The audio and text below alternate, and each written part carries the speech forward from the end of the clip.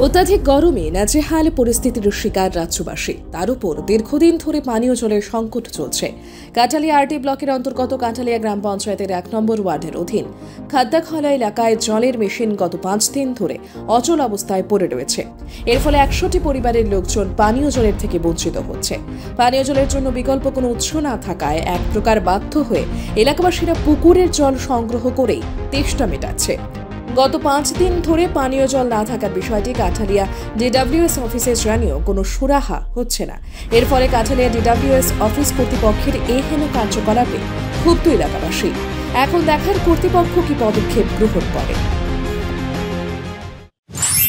আমাদের খাদ্যাকলা কাঁঠালিয়ার যে ১ নম্বর ওয়ার্ডে খাদ্যাকলা জাফর মিয়ার বাড়িতে যে মেশিনটা আজকে ৫ দিন প্রায় বিকল হয়ে পড়েছে।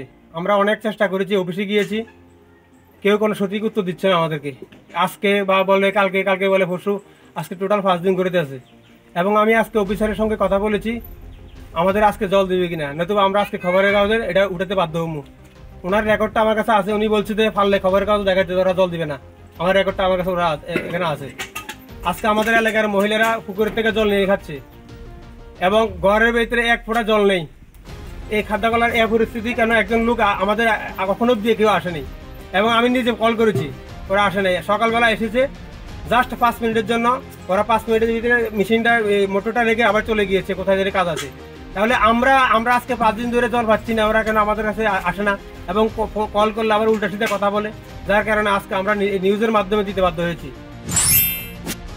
রিপোর্ট সুবার্তা।